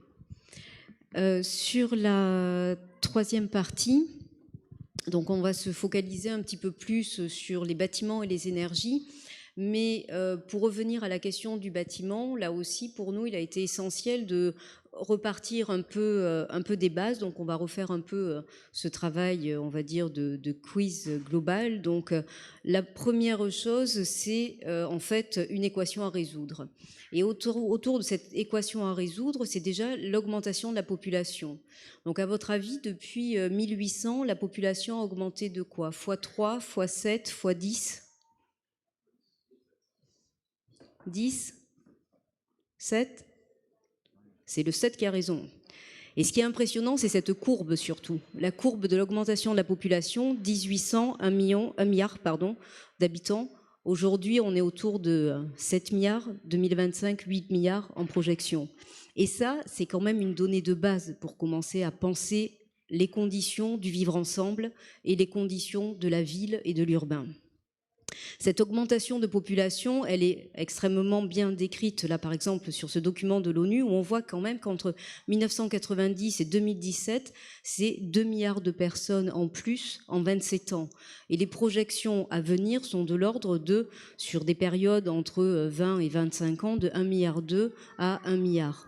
Donc on est dans un processus où il va falloir accueillir effectivement la totalité de ces populations, croiser cela effectivement au changement climatique et donc réinterroger aussi peut-être nos façons de vivre ensemble. Ce que disait effectivement Fabien aussi, la question de la densité urbaine et les perspectives d'urbanisation dans le monde. Aujourd'hui, on a à peu près 50% de personnes vivant dans des villes à l'échelle humaine. C'est prédit à l'horizon de 2050 sur 70%, mais en France, on est déjà à 79% de la population qui vit dans les villes. Si on le prend sur le Japon, ils sont à 94%. Donc on voit aussi ces courbes de progression et le fait de se saisir ensemble de la question du vivre ensemble dans la ville. À cela, bien sûr, les consommations énergétiques.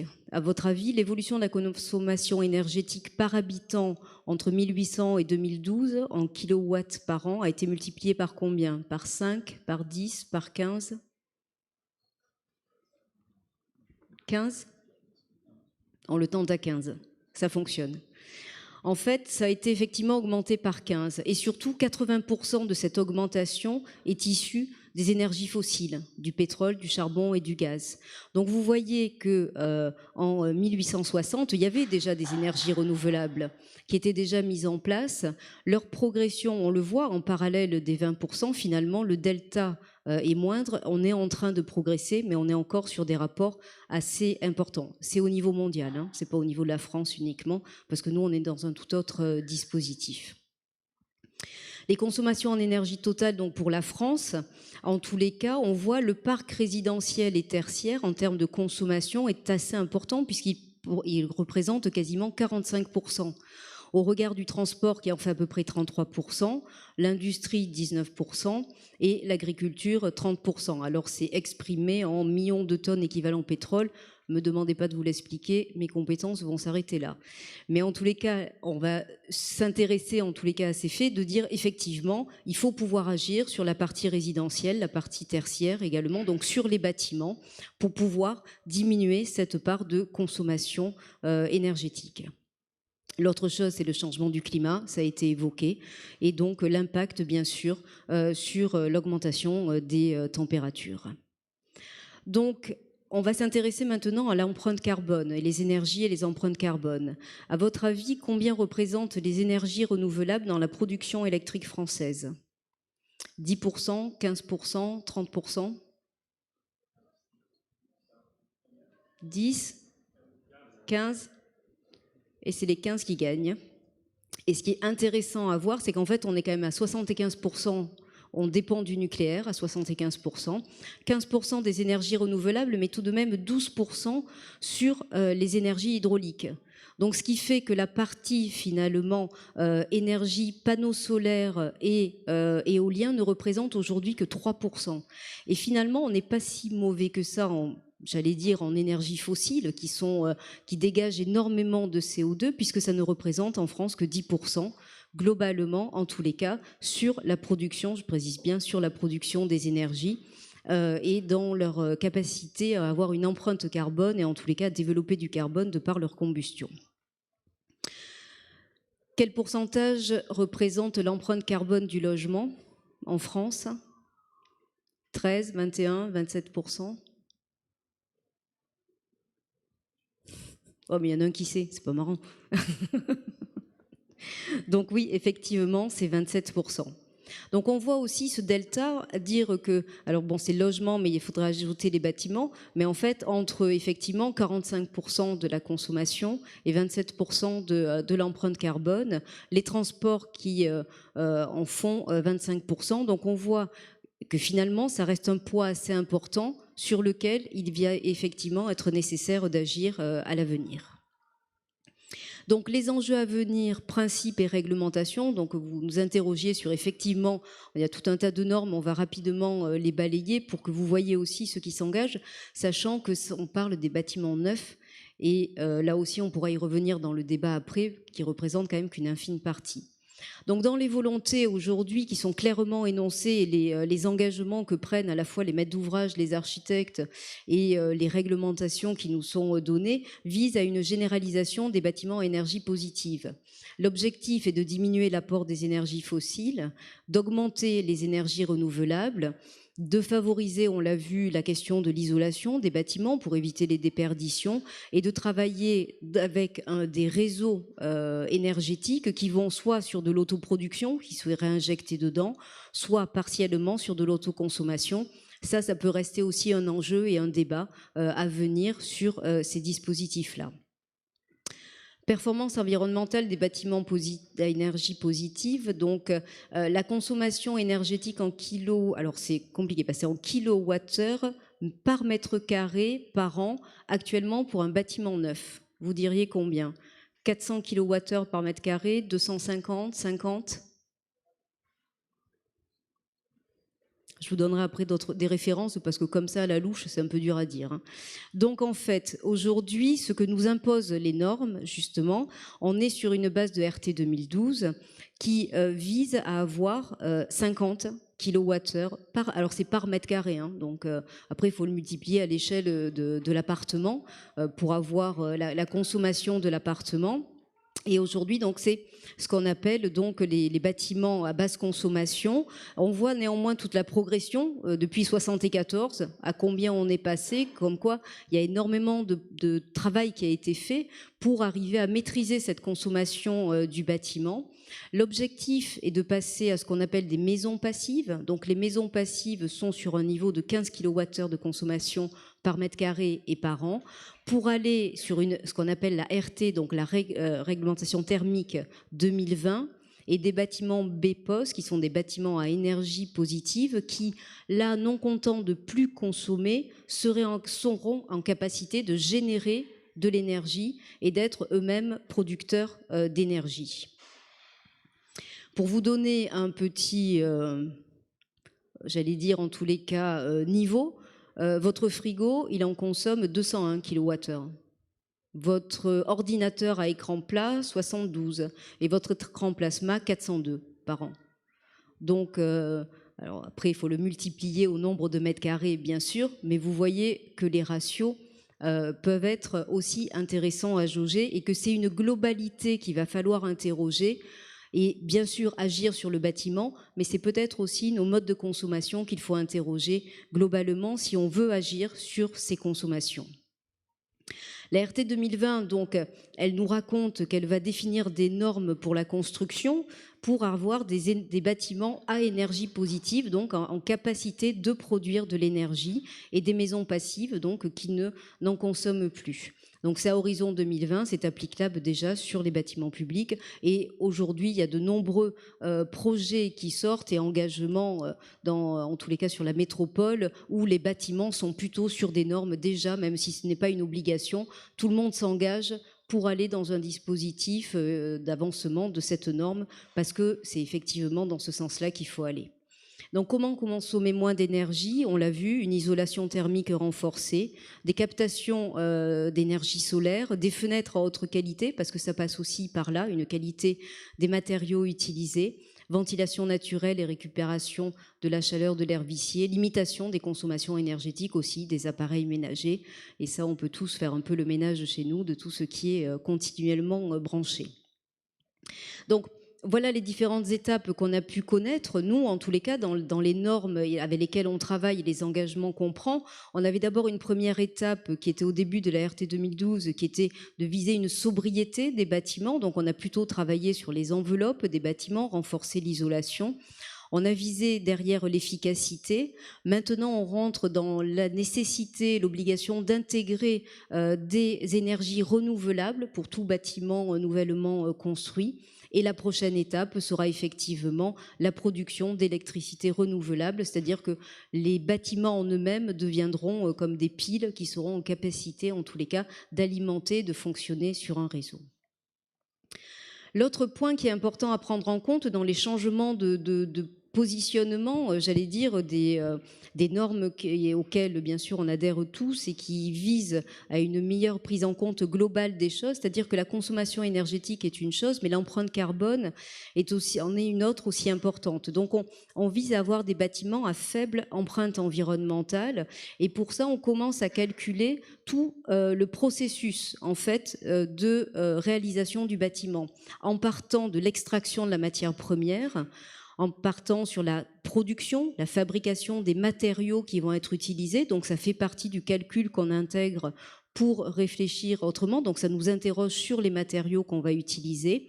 Le transport, qui nous amène peut-être à travailler sur des filières un petit peu plus locales que d'aller chercher des matériaux très loin. Quand vous ferez votre bilan global, vous vous rendrez compte que même si vous avez mis un matériau hyper performant, mais si vous êtes allé le chercher très loin, votre bilan carbone global, il n'est pas bon. Donc on rentre beaucoup plus dans une pensée globale aussi de la production des bâtiments, les chantiers, voire des chantiers à faible nuisance, parce que la pollution est aussi globale, la vie des logements. Et là, c'est effectivement donc tous les dispositifs qui sont mis en place, mais peut-être aussi, et des fois, il y a, alors je ne parlerai pas d'éducation, mais quasiment de l'utilisateur du bâtiment. Combien on a vu dans des bureaux, fenêtres ouvertes et climatisation qui marchent? Ça existe encore, donc c'est aussi à chacun d'entre nous d'avoir une bonne utilisation du bâtiment pour le rendre efficace. Et enfin, la fin de vie du bâtiment, dont on commence à réfléchir sur, ça fait partie en tous les cas des préoccupations, quand on construit quelque chose, de savoir comment est-ce qu'il pourra être recyclé à la fin et voir réintégrer certains matériaux, soit en valorisation énergétique, soit dans un dispositif de recyclage qui peut re-rentrer dans un chantier suivant. Donc tout ça pour vous dire que c'est véritablement la problématique, vous la voyez bien, elle n'est pas que sur un point, mais c'est d'être en capacité de prendre en compte globalement les choses, et c'est toute une chaîne de décisions et de process qui permet de changer effectivement cette empreinte carbone globale. Donc, une nouvelle certification existe maintenant, qu'on appelle une certification E+, C-, qui vise justement la question d'énergie, c'est les bilans BPOS, donc les bâtiments énergie positive, et le C-, ce sont les indicateurs carbone du bâtiment, et on vise à ces certifications aujourd'hui d'associer à la fois une efficacité énergétique, une réduction des gaz à effet de serre sur le cycle de vie du bâtiment, et le déploiement des énergies renouvelables. Donc ceci nous amène donc à rechercher des performances énergétiques aussi sur les matériaux. Donc comment produire de l'énergie avec des bâtiments bas carbone? Ça va être au niveau de l'électricité, bien sûr, les énergies renouvelables, de les intégrer dans les bâtiments, changer les modalités de chauffage, l'eau chaude sanitaire, ça en fait partie également, le confort et même la récupération de l'eau. Et tous ces dispositifs s'intègrent petit à petit dans les nouveaux bâtiments. Les matériaux sont de ce fait extrêmement importants. Et on parle beaucoup de matériaux biosourcés. Donc à votre avis, lequel de ces trois, le bois, la terre crue ou la pierre, est un matériau biosourcé? Ou lesquels? Tous? En fait, il n'y a que le bois. Parce qu'un matériau, on va faire un peu de sémantique. Le matériau biosourcé est un matériau issu du vivant. Donc, qui est issu en fait soit d'une origine animale, qui va être de la laine de mouton ou des choses comme ça, ou végétale, c'est-à-dire le bois et la paille. Donc, c'est vraiment, on va chercher quelque chose qui est issu d'un dispositif vivant. Après, on appelle ça des matériaux géosourcés.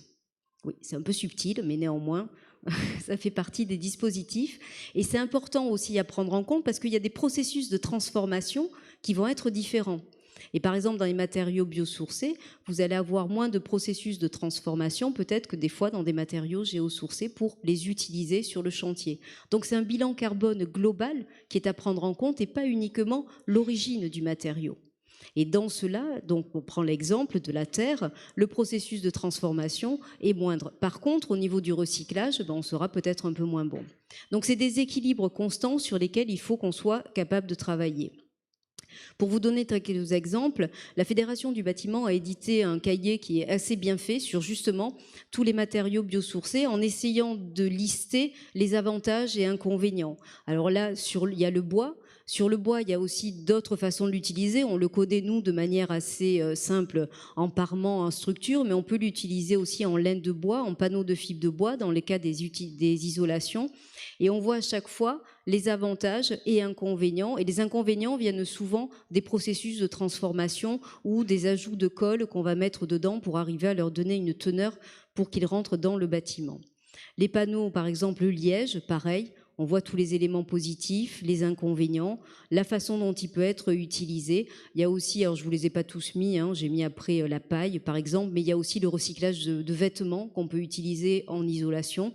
Ça fait partie aussi des matériaux où ils ont analysé ça. Donc si en tous les cas ça vous intéresse, je vous encourage à aller voir sur ce document synthétique qu'ils ont produit qui est assez intéressant. Mais tout ça pour dire qu'il n'y a jamais de solution idéale. Et ça, c'est important à prendre en compte, mais d'arriver à tout mettre dans un dispositif global, ce qui est assez complexe et qui fait partie, j'allais dire, de nos challenges. Un autre point qui, par contre, nous incombe, et c'est aussi la question de la mutualisation.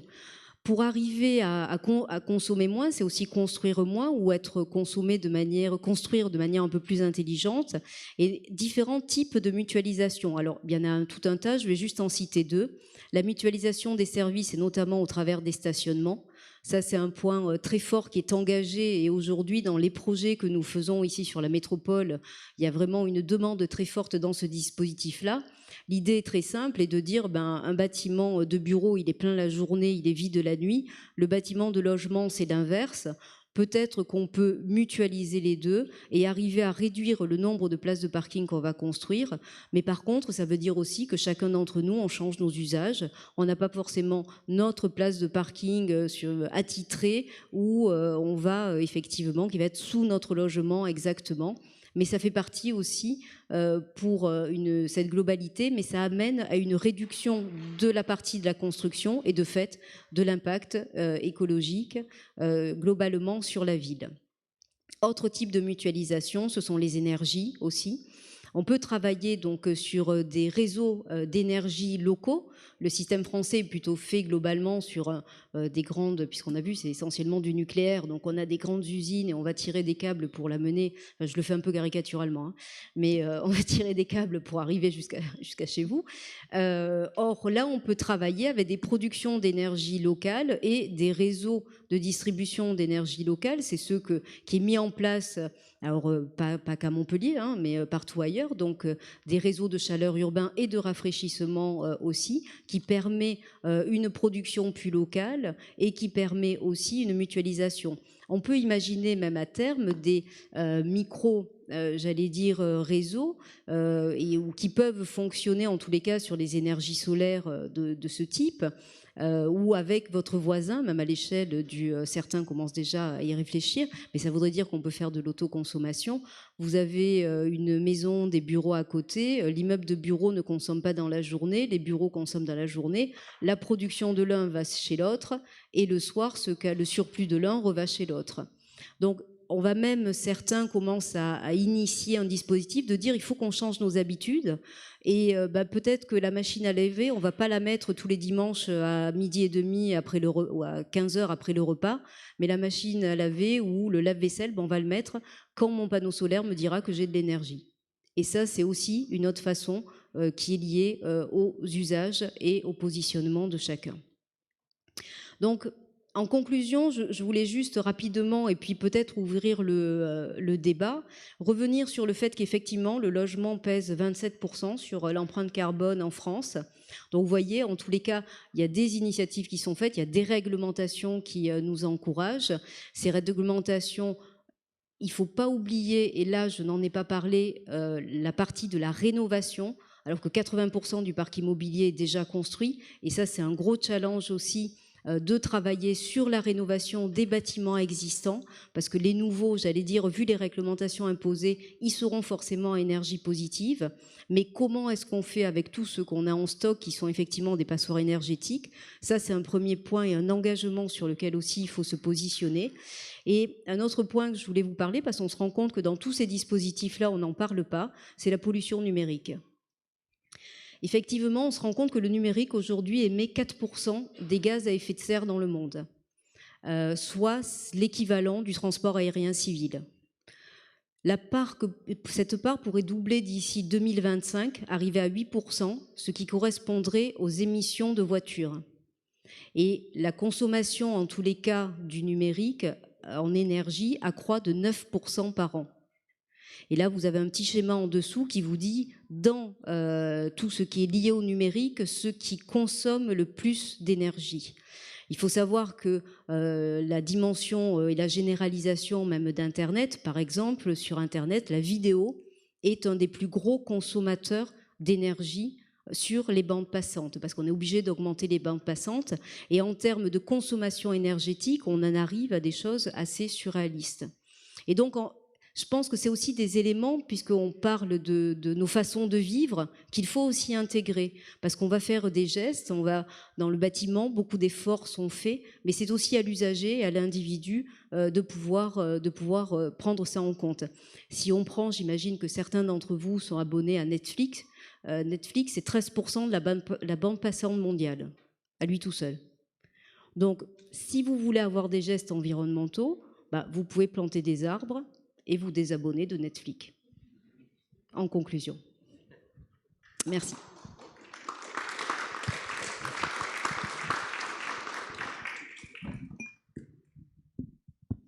Est-ce que ça vous a inspiré? J'espère qu'on ne vous a pas endormi, c'était un peu long. Mais n'hésitez pas à interagir, à intervenir. Voilà, on prend quelques questions. On les a tous séchés. On les a séchés, ouais. C'était chaleureux et on les a séchés. Excusez-moi. Ah.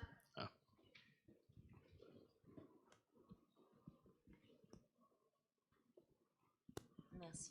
Alors, désolée, je vais revenir sur la seconde partie, parce que j'avais une question sur la seconde partie. Vous avez évoqué plusieurs fois le fait d'utiliser les vents dans la conception des villes et des bâtiments pour le rafraîchissement. Or, moi, le réflexe que j'ai en tête quand on nous présente un projet architectural, c'est plutôt de nous dire que le bâtiment est bien protégé des vents dominants. On est plutôt sur un raisonnement par rapport à l'hiver. Et comment, voilà, précisément, comment on utilise les vents justement dans une stratégie, dans une logique de confort d'été et de rafraîchissement. Alors effectivement, on ne va pas forcément chercher le vent dominant, parce que le vent trop fort, en fait, j'allais dire, déstabilise l'intérieur, basiquement. Par contre, quand on dit ça, ce qu'on dit, c'est ce qui a été montré, de pouvoir mettre en place ne serait-ce que des plafonniers, des ventilateurs, ça va être de brasser l'air. Comment est-ce qu'on peut brasser l'air en fait dans un appartement? Et donc on vise à avoir essentiellement des appartements à double orientation, ce qui paraît être effectivement la base, mais qui du coup crée un courant d'air sans forcément, on ne va pas chercher le vent dominant qui lui risque d'être trop puissant, au contraire par rapport à ce qui sera souhaité d'être mis en place. Donc c'est plutôt dans l'agencement des bâtiments, des cellules d'habitation en elles-mêmes, d'optimiser et de faire un maximum de double orientation, traversant, c'est l'idéal, double orientation, c'est un peu le minimum, et de limiter les mono-orientations où effectivement on n'est pas en capacité d'avoir un renouvellement d'air à l'intérieur. Travailler chez nous, mais on en revient aussi à ce qu'on disait, au bon sens, hein, la nuit, la nuit pendant les fortes chaleurs, il vaut mieux ouvrir, ventiler et avoir un ventilateur au plafond. Ça permet de véritablement tomber la température, et c'est sur ces dispositifs-là aussi qu'on va travailler. Oui, alors c'est vrai que, sans vouloir brasser d'air, ces questions de ventologie, elles sont assez complexes. Ouais. Mais à la fois, on connaît depuis longtemps les fameux effets Venturi. Hein. On a tous connu des endroits, des espaces publics infréquentables parce qu'ils étaient justement situés sur des vents dominants, parce qu'ils créaient un effet de sifflet et qu'à un moment donné, vous ne pouvez pas tenir sur cet espace parce qu'il y a énormément de vent. Alors c'est vrai que c'est difficile jusqu'à maintenant, on a peu de retour d'expérience. Il y a quand même eu des expériences faites, notamment à Marseille, donc sur le ruisseau des Égalades, où on a modélisé, donc c'est Météo France qui a fait ce travail-là, la ventologie en fait, à partir des vents dominants et à partir du construit de l'existant et du construit prévisionnel en fait, pour voir comment justement ces vents dominants allaient jouer avec la 3D en fait, du bâti, et du coup mieux orienter les espaces publics. Et donc on peut aujourd'hui modéliser et concevoir par anticipation ces phénomènes-là, en tout cas mieux les appréhender. Ça devient intéressant aussi si on veut développer le petit éolien urbain. On commence à avoir des solutions d'éolien urbain qu'on pourra disposer lorsqu'on ne peut pas mettre de photovoltaïque. Et donc on a tout intérêt à aller vers ce type d'expérimentation et de le généraliser. Mais c'est vrai qu'aujourd'hui, on n'est pas très outillé encore pour appréhender ces questions-là. Ça peut venir assez vite.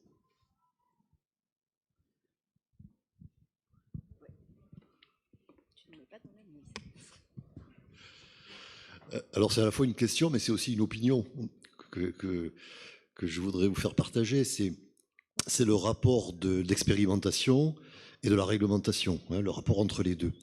C'est-à-dire qu'on a eu l'exposé aujourd'hui de ce que pouvait être la réglementation thermique et celle qui est à venir, qui sera très performante. Mais on a évoqué également les astuces, c'est-à-dire qu'est-ce qu'on peut mettre en place. Et par exemple, ces ventilateurs de plafond ou bien ces systèmes de ventilation qui ne marcheront qu'au gré de nos propres envies et de nos propres besoins, parce que on n'a pas la même appréhension de la température dans un logement. Certains ont vite chaud, d'autres ont moins vite chaud. Donc il y a une adaptation selon les individus qui doit se mettre en place. Alors est-ce que vous ne pensez pas, à travers une réglementation thermique trop stricte, qui elle est incontournable, sinon on n'a pas son permis de construire, ou on n'a pas en tout cas les autorisations à la sortie, est-ce que vous ne pensez pas qu'une réglementation thermique trop stricte nous empêchera d'investir davantage dans des astuces de bon sens qui permettront de bien vivre à l'intérieur de son logement? Parce que comment sont valorisés aujourd'hui dans les propositions de réglementation, enfin en tout cas dans les formules de réglementation, comment sont valorisés aujourd'hui l'apport par exemple d'un ventilateur en plafond ou bien la quantité d'air qui traverse l'appartement s'il est bien orienté?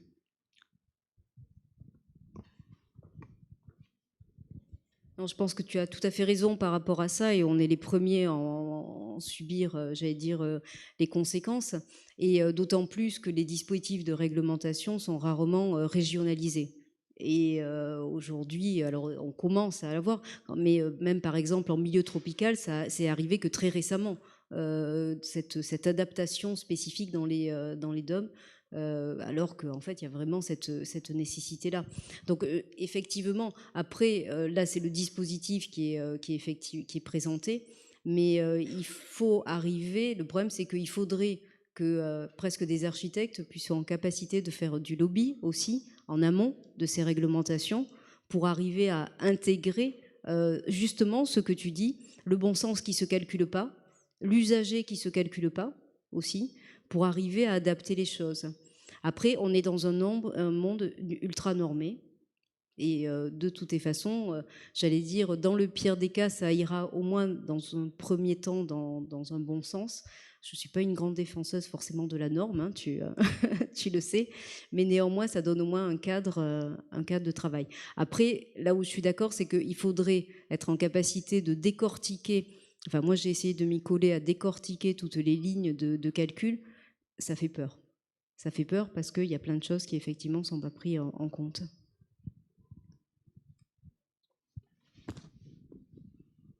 Intervention.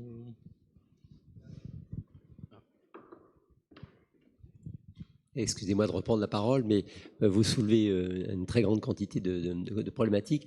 Ce qui m'a beaucoup intéressé, c'est votre démonstration de l'intérêt de mutualiser, et dans beaucoup de domaines. Bon, les parkings, c'est spectaculaire, même si on n'y pense pas naturellement, mais également les échanges d'énergie, etc.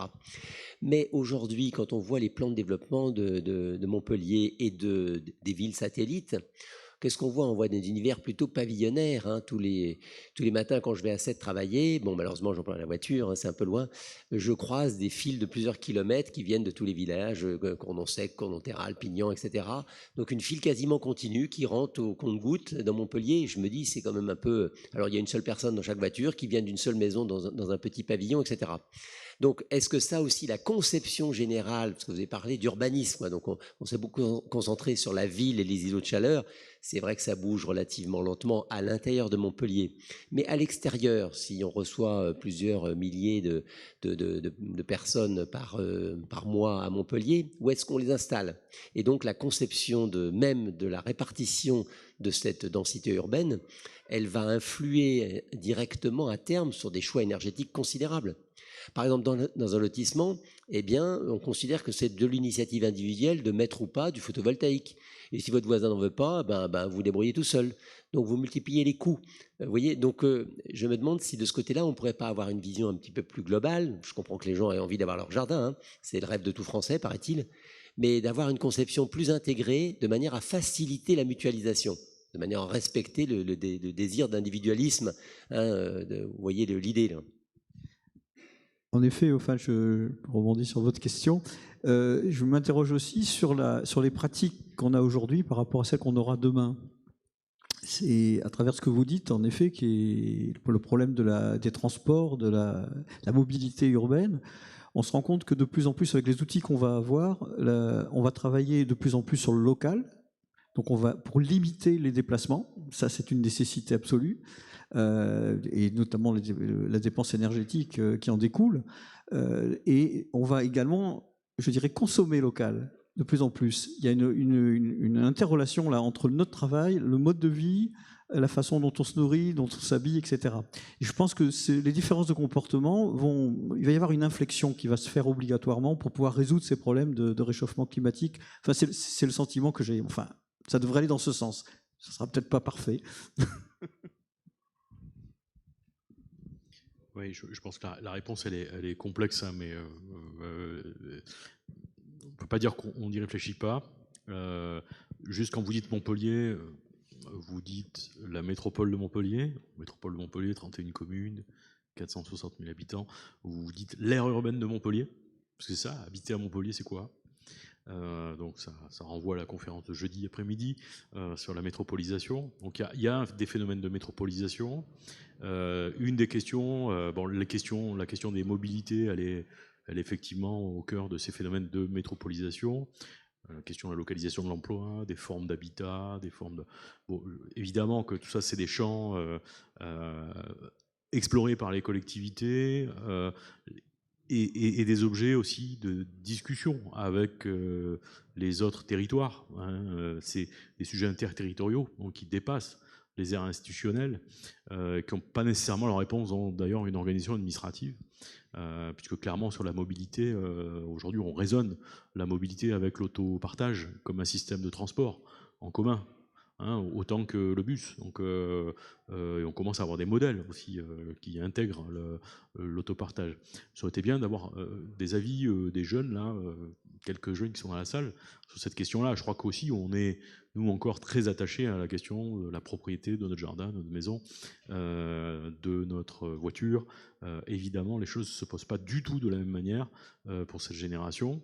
Et je ne crois pas que... Enfin, on aura sûrement d'autres problèmes à régler, mais je crois que l'évolution des comportements et des usages fait qu'on va résoudre ces sujets-là, me semble. D'autres questions?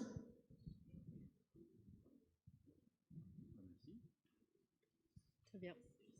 Je ne sais pas si j'ai une question. Si. Une volonté d'expression?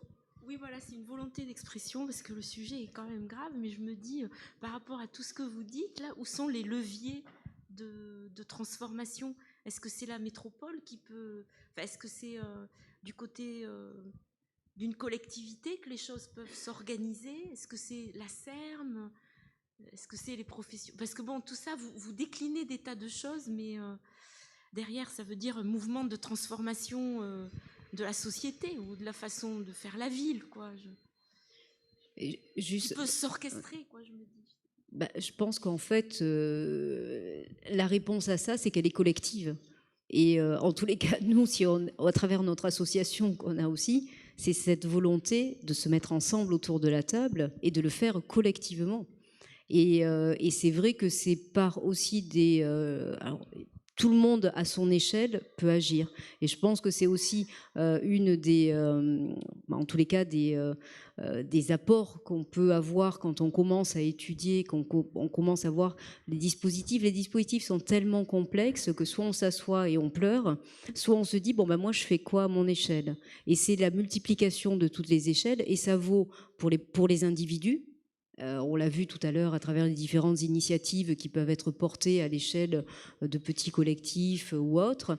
Et ça vaut après, mais à l'échelle, j'allais dire, des professionnels, des architectes, des urbanistes, des aménageurs, des collectivités, puisque effectivement, il y a une chaîne de décision aussi globale. Mais je crois que c'est... L'important, c'est d'abord cette prise de conscience globale des choses et après d'essayer effectivement d'agir dans un intérêt général. Et c'est là où c'est un petit peu plus complexe, même à l'échelle de l'individu, qui souvent agit pour lui plus que pour son voisin. Comme vous disiez, votre voisin, bah, peut-être il n'en veut pas. Vous n'allez pas y mettre un fusil sur la tempe pour qu'il mette du photovoltaïque sur son toit. Voilà. Donc c'est aussi ça, et je crois que c'est... Enfin, après, chacun à son échelle et dans ses fonctions agit là-dessus, mais il faut que ça soit tous ensemble.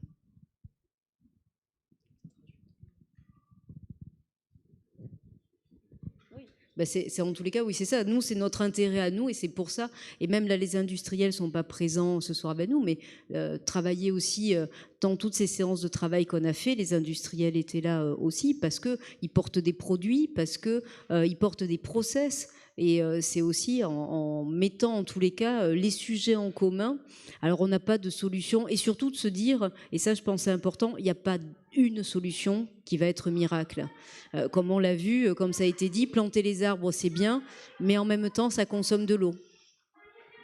Qu'est-ce qu'on fait? On voit en France la production énergétique, c'est le nucléaire, ça ne génère pas de carbone. L'Allemagne est à 40% de production énergétique, j'allais dire énergie renouvelable, mais 40% d'énergie fossile. Nous, on est à 10%. Bon, ce qui est bien, ce qui n'est pas bien, il n'y a pas de solution magique. Par contre, il y a des équilibres à trouver.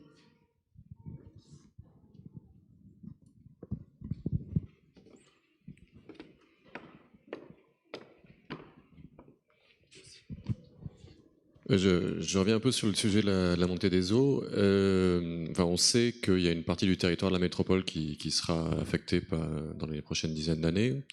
Dans le même temps, on continue à construire sur la bande littorale. Donc, il y a des gens qui sont peut-être dans le déni, mais qui en tout cas sont en train de faire l'investissement de leur vie sur des terrains qui seront perdus. Est-ce qu'on n'aurait pas une obligation d'information, ne serait-ce qu'au moment de l'achat du bien, on vous donne des tas de papiers sur le risque amiante, le risque inondation, mais aujourd'hui on ne fait pas d'information là-dessus. Est-ce qu'il n'y aurait pas un besoin de rajouter cela ? Quand quelqu'un achète une maison individuelle à la campagne, il n'y a pas d'obligation d'information qui va faire plein de kilomètres pour aller à l'école. Et il y a un moment donné, il faut que chacun soit en connaissance de l'environnement dans lequel il vit et où est-ce qu'il atterrit. C'est difficile de...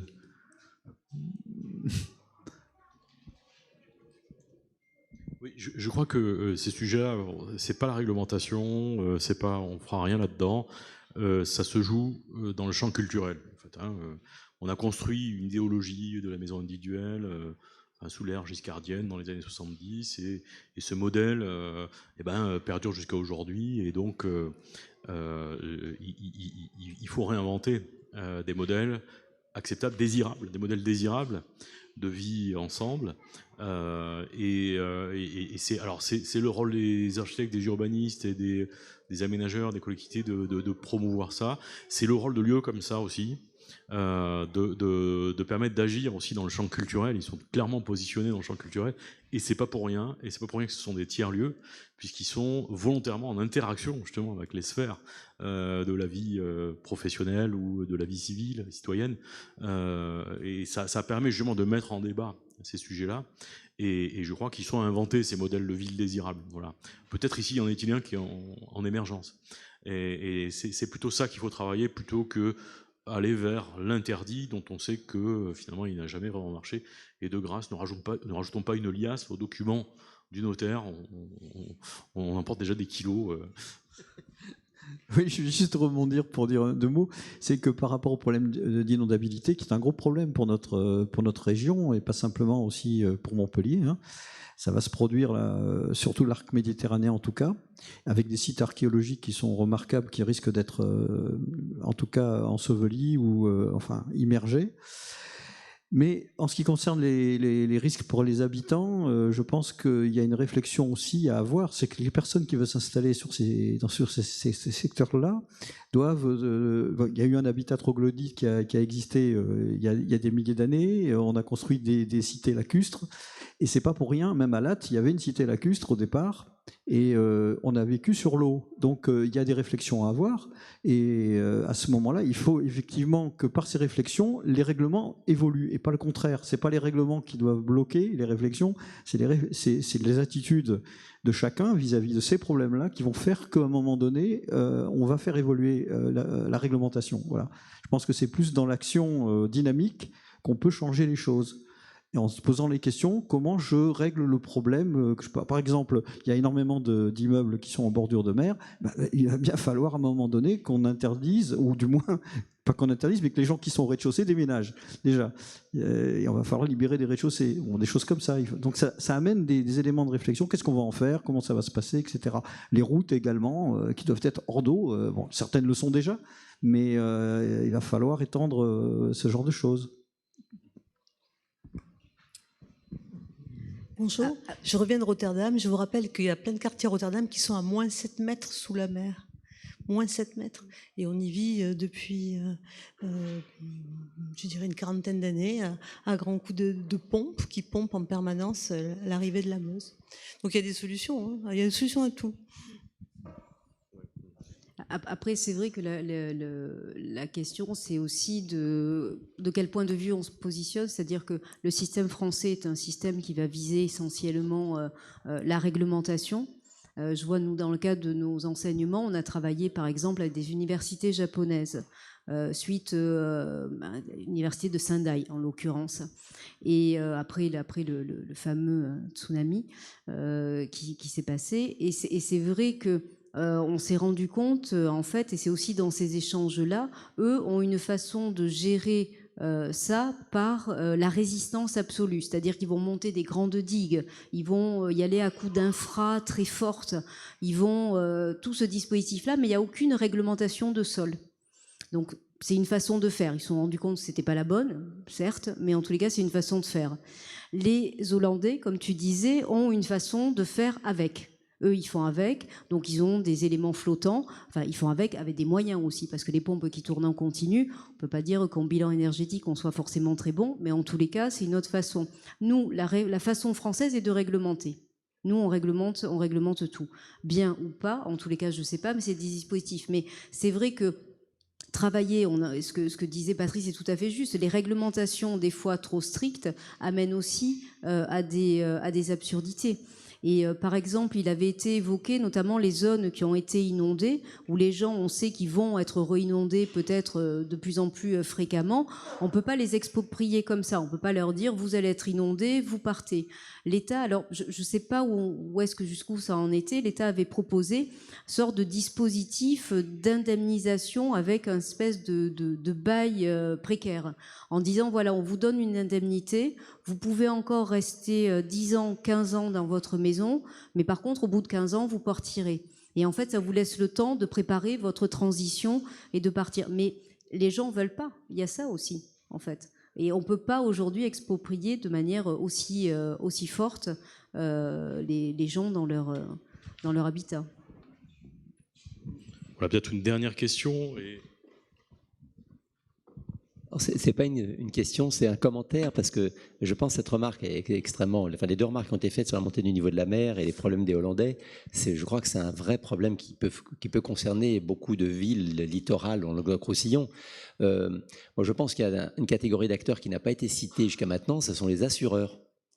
Bon, on parle beaucoup réglementation, choix individuel, etc. Mais le jour où les assureurs considéreront que ça va coûter trop cher de réparer les dégâts des inondations et des submersions, à ce moment-là, le bien va s'effondrer et on va cesser de construire. Il y aura un effet retard considérable. Mais les assureurs, eux, ils surveillent ça de très bien. Et les assureurs interviennent quand c'est un risque non prévisible, complètement aléatoire, mais ils cessent de le faire quand c'est un risque chronique. Et pour ce qui concerne les Pays-Bas, je suis allé faire une mission il y a 6 mois là-bas. On a été reçus par les autorités en charge il y a un ministère de l'eau là-bas. Effectivement, le point bas des Pays-Bas, c'est moins 7 mètres. Et leur modèle, en fait, le gros problème à eux, ils ont 7 milliards d'euros pour donner l'ordre de grandeur, 7 milliards d'euros consacrés là-dessus, dont seulement 1/10 sur la montée du niveau de la mer et les 9/10 consacrés sur l'inondation par l'eau douce. Alors moi, j'étais un peu surpris parce que je pensais que j'avais une image de la Hollande faisant une forteresse contre la mer. Et en fait, c'est parce qu'ils reçoivent les débits du Rhin, de l'Escaut et de la Meuse en même temps, ce qui en fin d'hiver représente 24 000 mètres cubes à la seconde. Bon, le Rhône en crue, c'est 6 000 mètres cubes, donc vous voyez, c'est des ordres de grandeur. Donc ils ont effectivement un vrai problème d'inondation par l'intérieur, et du coup, Rotterdam devient une ville vulnérable, comme Amsterdam. Grosso modo, tout le centre, l'axe du centre de la... Et là, ils ont des solutions par pompe, etc. Alors j'ai posé la question, jusqu'à quand? Et donc ils disent, si ça continue à monter, la mer, les fleuves ne peuvent plus s'écouler. Donc ils s'accumulent dans la zone côtière. Et le modèle tient jusqu'en 2075. Vous avez tout à fait raison. Et sur la partie des assureurs qui est effectivement le nerf de la guerre, COP21, si tous les États signent pas plus de 2 degrés, c'est juste parce que les assureurs ont dit, nous, plus de 2 degrés, on n'assure plus. Non, ils ont eu un élan environnemental et ils ont senti une fibre. Vas-y. Bon, écoutez, je crois qu'il est temps de conclure. Je vois Vincent Cavaroc qui revient après une sieste bien méritée. Merci Vincent encore de l'accueil de la halle Tropisme. On a passé un moment chaleureux, j'allais dire. Et je souhaite une bonne soirée et à poursuivre. Merci beaucoup à vous. Pour dire le prolongement de la soirée, à partir de 21h sur cette même scène, c'est pour ça qu'on va aller assez vite parce qu'il va y avoir tout un démontage, un montage, des balances. Il y a un film extraordinaire, le plus beau film expérimental des années 60-70, qui est la Jetée de Chris Marker sur un monde post-apocalyptique qui après une 3e guerre mondiale, l'air n'est plus respirable et ils inventent un moyen de revenir dans le temps. C'est un film mythique de ce registre expérimental. Et ce soir, il est montré de façon ciné-concert avec 3 artistes incroyables, Le Chapelier Fou, Matt Elliott et Maxime Tisserand, 3 musiciens énormes. Donc voilà, c'est ici, il reste quelques places. Et à l'extérieur, on fait une paella géante. Voilà, ça n'a rien à voir, mais c'est comme ça, tropisme. En tout cas, et demain, encore rien à voir, je ne sais pas si ça vous intéressera, c'est de la musique électronique toute l'après-midi, mais on ne sait jamais. Non, en tout cas, voilà, si vous voulez rester ce soir, ça continue. Et le programme de Métropolisme continue jusqu'au 13 octobre, avec notamment la semaine prochaine, 3 jours de carte blanche accordés à Alain Damasio, cet auteur de science-fiction. Merci à tout le monde.